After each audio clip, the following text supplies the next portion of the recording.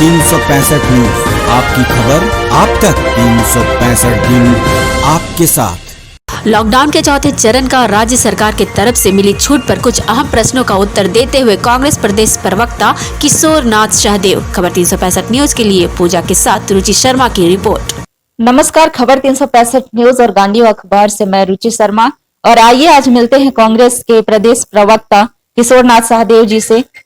नमस्कार सर, खबर 365 न्यूज में आपका स्वागत है। नमस्कार सर, अभी लॉकडाउन ये चौथा स्टेज का आज दूसरा दिन है, तो सर यहाँ रांची शहर में जो भी छूट दी गई है राज्य सरकार की तरफ से, तो आपको क्या लगता है कि संक्रमण इससे फैलने की संभावना है?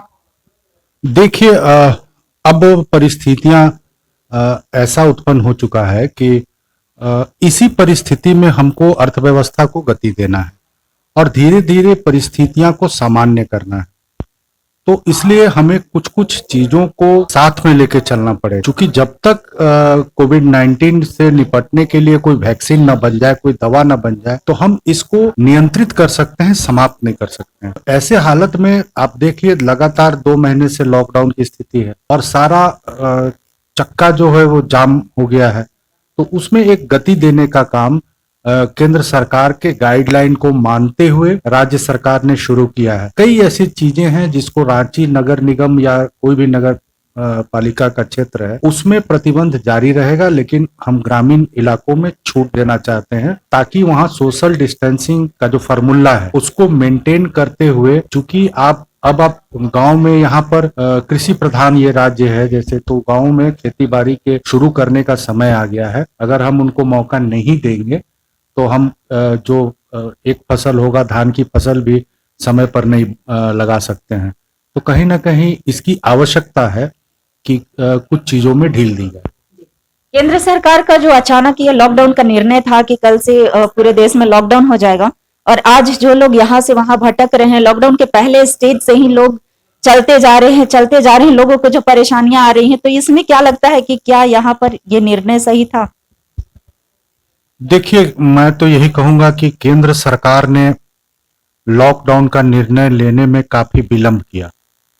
जब हमारे यहाँ पूरे दुनिया में फैलने का स्थिति हो गया कोरोना वायरस का, और इसके साफ संकेत मिलने लगे कि ये मैन टू मैन ट्रांसप्लांट होता है, तो इसको हम रोक सकते थे, क्योंकि 30 जनवरी को हमारे यहाँ पहला पॉजिटिव केस आया था और हम लॉकडाउन लगाते हैं 24 मार्च से। तो कहीं ना कहीं एक लंबा समय जो है हम निर्णय लेने में लगाए, या कहे कि पॉलिटिकल माइलेज लेने के लिए माननीय प्रधानमंत्री जी ने अमेरिकी राष्ट्रपति डोनाल्ड ट्रंप का कार्यक्रम की वजह से नहीं लगाया, या मध्य प्रदेश में उनको सरकार भारतीय जनता पार्टी की बनानी थी, इसकी वजह से नहीं लगाया। कहीं ना कहीं कई राजनीतिक कारण तो रहे होंगे कि समय पर लॉकडाउन का निर्णय नहीं लिया गया। और जब निर्णय लिया गया तो 8 बजे शाम को नेशनल चैनल टेलीविजन पर उनका संबोधन आता है कि रात के 12 बजे से लॉकडाउन लगा दिया गया है, यानी कि किसी को ये पूर्व सूचना नहीं दी गई कि वो अपने गंतव्य को जा सकें। और जब 2 महीने का लंबा समय हो गया, जब किसी के पास काम नहीं होगा, मजदूर हैं जो प्रतिदिन कमाते हैं और तब रात में खाते हैं, तो उनके लिए एक संकट की स्थिति हो गई। कुछ लोग खाना देने लगे पका पकाया, कुछ राशन देने लगे, कुछ पार्टियां देने लगे, कुछ स्वयंसेवी संस्था देने लगे। तो ऐसे स्थिति में वो आखिर कितना दिन रुकते। अब तो वो अपने घर को वापस आना चाहते हैं। इसके कारण वो किसी भी परिस्थिति में, आपने ठीक कहा, कोई पैदल चल दिया, कोई साइकिल खरीद के आ रहा है, कोई ट्रेन से आ रहा है, कोई किसी भी हालत में, क्योंकि उनके पास ना काम है ना उनके पास खाने को अनाज है। तो ऐसी परिस्थिति में तो वो सोच रहे किसी भी हालत से हम अपने घर पहुंच जाए। आपको क्या लगता है सर कि जो भी मजदूर आ रहे हैं, 60,000 मजदूर आ चुके थे अभी और उनकी संख्या बढ़ चुकी है, तो क्या लगता है कि सबको रोजगार यहाँ पर उपलब्ध हो जाएंगे? देखिए, संकट तो है। मैं ये दावे के साथ नहीं कह सकता कि जो लोग आए हैं, पहले मेडिकल की जो प्रक्रिया है, जो कोविड-19 की प्रक्रिया, उससे उनको निपटना पड़ेगा। उसके बाद सरकार ने ग्रामीण क्षेत्रों के मजदूरों के लिए मनरेगा और कई ग्रामीण योजनाएं की शुरुआत करने का निश्चय किया है और ये भी तय किया है कि उनके द्वारा किए गए कामों का भुगतान 1 सप्ताह के अंदर किया जाए। अब पीछे हम लोग क्या देखते थे, इस साल मनरेगा का काम कर रहे हैं तो अगले साल उसका भुगतान हो रहा है, वो नहीं, क्योंकि उनको तत्काल पैसे की जरूरत है। और इसलिए सरकार ने कहा है कि आप अपने खेतों में भी काम करेंगे, अपने यहाँ भी फलदार वृक्ष लगाएंगे तो आपको मनरेगा में अगर आप निबंधित हैं तो आपको मनरेगा की मजदूरी 272 रुपये प्रति व्यक्ति प्रतिदिन दिया जाएगा।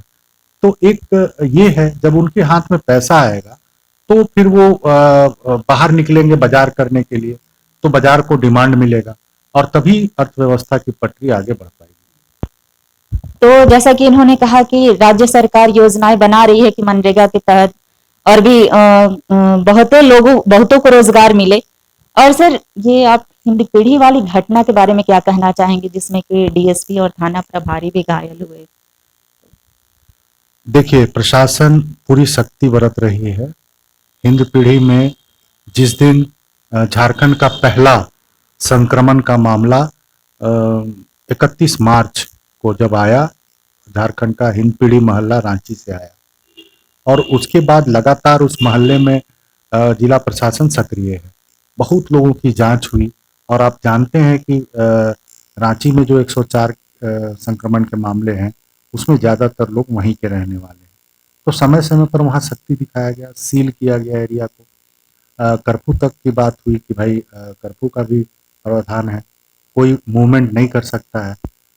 ऐसे में कुछ उपद्रवी जो हैं वहाँ पे कुछ स्थिति को असामान्य करने का प्रयास किया, तो प्रशासन ने लगातार कई तरह की प्राथमिकताएं दर्ज की है, FIR किया है और कार्रवाई कर रही है प्रशासन।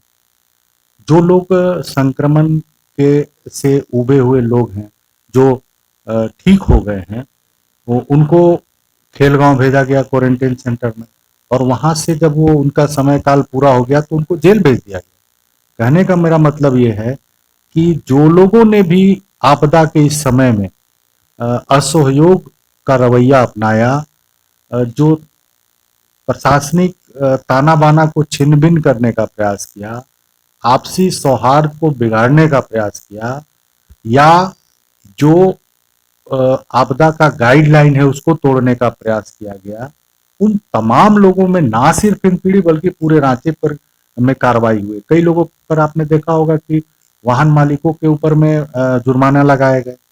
तो जुर्माना क्या है, वो भी एक तरह से दंड है कि आप सुधर जाए, नहीं तो आप पर कार्रवाई। आप रांची वासियों से क्या कहना चाहेंगे? मैं रांची वासियों से कहना चाहूंगा कि 2 महीना के लंबे कार्यकाल समय के बाद हम कोरोना के संक्रमण से अब निजात पाने की स्थिति में आ गए हैं। आपने देखा होगा कि अब सिर्फ 104 में 13 पॉजिटिव केस रह गए हैं। हो सकता है आज उसमें और कमी आ जाए। तो हम संक्रमण से निजात पाने की ओर अग्रसर हैं। जो इस संक्रमण से बचने के लिए जो गाइडलाइन है उसका पालन करते हुए हम बहुत जल्दी ही ग्रीन जोन में आए, ऐसी कामना करने के लिए रांची वासियों को अनुशासित रहना पड़ेगा। जो गाइडलाइन है उसका पालन करना पड़ेगा और साथ ही साथ संकट के इस दौर में संयम से काम लेना होगा, ताकि पहले अपनी जान बचे, फिर जीविका का उपार्जन का रास्ता